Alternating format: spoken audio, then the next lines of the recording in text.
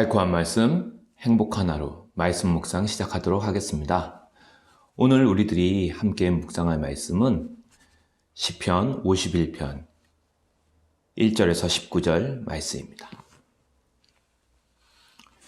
하나님이여 주의 인자를 따라 내게 은혜를 베푸시며 주의 많은 긍휼을 따라 내 죄악을 지워 주소서.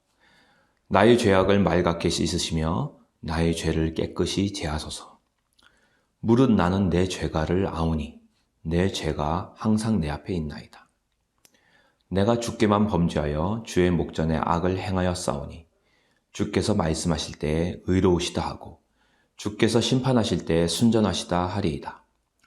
내가 죄악 중에서 출생하였으며 어머니가 죄 중에서 나를 잉태하였나이다. 보소서, 주께서는 중심이 진실함을 원하시오니 내게 지혜를 은밀히 가르치시리이다. 웃을초로 나를 정결하게 하소서. 내가 정하리이다. 나의 죄를 씻어 주소서. 내가 눈보다 희리이다. 내게 즐겁고 기쁜 소리를 들려주시사 주께서 꺾으신 뼈들도 즐거워하게 하소서. 주의 얼굴을 내 죄에서 돌이키시고 내 모든 죄악을 지워 주소서. 하나님이여 내 속에 정한 마음을 창조하시고 내 안에 정직한 영을 새롭게 하소서.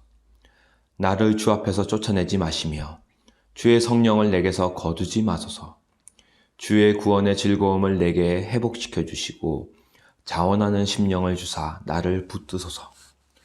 그리하면 내가 범죄자에게 주의 도를 가르치리니 죄인들이 주께 돌아오리이다. 하나님이여 나의 구원의 하나님이여 피 흘린 죄에서 나를 건지소서. 내 혀가 주의 의를 높이 노래하리이다. 주여 내 입술을 열어주소서. 내 입이 주를 찬송하여 전파하리이다. 주께서는 제사를 기뻐하지 아니하시나니 그렇지 아니하면 내가 드렸을 것이다. 주는 번제를 기뻐하지 아니하시나이다. 하나님께서 구하신 제사는 상한 심령이라. 하나님이여 상하고 통회하는 마음을 주께서 멸시하지 아니하시리이다. 주의 은택으로 시온의 선을 행하시고 예루살렘 성을 쌓으소서. 그때 주께서 의로운 제사와 번제와 온전한 번제를 기뻐하시리니 그때 그들이 수소를 주의 제단에 드리리이다. 아멘. 오늘은 시편 51편 말씀을 저희들이 묵상을 했습니다. 이게 이제 시편의 이제 표제를 보면 다윗의 시라고 되어 있습니다. 그리고 인도자를 따라 부른 노래, 다윗이 밧세바와 동침한 후 선지자 나단이 그에게 왔을 때라고 되어 있습니다. 즉 다윗이 유부녀였던 우리아의 아내였던 밧세바를 왕의 권세를 이용해서 강제로 범하고 그리고 우리아를 또 살인교사여 살해했죠. 그리고 그 죄에 대해서 하나님이 나단 선지자를 보내서 강력하게 그 죄에 대해서 분명히 선포하시고 말씀하셨을 때, 지적하셨을 때 다윗이 하나님 앞에 엎드려서 회개하고 자복하며 돌이키는 그 이야기를 오늘 시편으로 표현하고 있습니다. 사실 이 시편 51편은 우리의 마음이 하나님께로 돌아가는 방법을 가르쳐주는 가장 좋은 시편이라고 할 수 있겠습니다. 오늘 말씀을 보면 1절이 하나님은 인자하시며 은혜와 긍휼의 하나님이라고 얘기를 하고 있습니다. 즉 하나님은 자기를 찾아오는 자에게 어떻게 하신다? 용서를 베푸신다는 거예요. 그리고 인자, 하나님의 그 사랑과 그 인애로우심을 베푸시는 그런 긍휼의 하나님인 것을 선포하고 있습니다. 우리가 하나님의 성품이 긍휼이 많으시고 용서하신 하나님인 것을 우리가 알기 때문에, 확신하기 때문에, 믿기 때문에 그분께 용서를 고백할 수 있는 거죠. 또 하나님께 언제든지 나아갈 수 있는 거죠. 하나님께서 용서하지 않는 하나님, 심판만 하신 하나님이라면 누가 하나님 앞에 자백할 수 있고 죄를 용서를 구할 수 있겠습니까? 언제든지 심판밖에 하지 않는데요. 근데 감사하게도 하나님은 죄를 돌이키고 자백하며 회개한 자에게, 돌아온 자에게 용서하시는 은혜의 하나님인 줄 믿습니다. 예. 긍휼의 하나님이기 때문에 오늘 우리가 용서를 구할 수 있고 자백할 수 있는 거죠. 2절에서 6절 말씀 보면 죄의 자백과 회개에 대해 나오고 있습니다. 다윗이 범죄했을 때 하나님이 나단 선지자들 보내서 죄를 지적하시죠. 그때 다윗의 반응이 어떻습니까? 내가 주께 범죄하였나이다 라고 말하고 있어요. 내가 주께 범죄하였나이다. 즉 회개는 자기의 죄를 정직하게 인정한 데서 시작하는 것입니다. 예.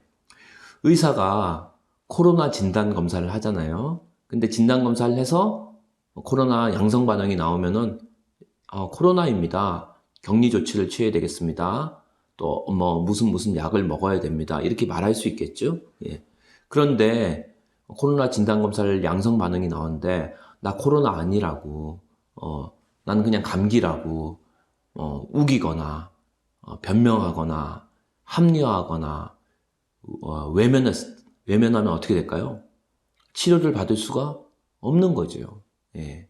하나님이 특별히 나에 대해서 나의 죄를 지적하시고 분명히 그것을 드러내셨을 때 우리가 그것을 변명해서 남 탓을 한다는 거. 예를 들면은 이거는 우리 부모님 때문에 어쩔 수 없이 내가 죄를 지은 거다. 아니면 다른 사람 때문에 누구 때문에 내가 이렇게 할 수밖에 없었다.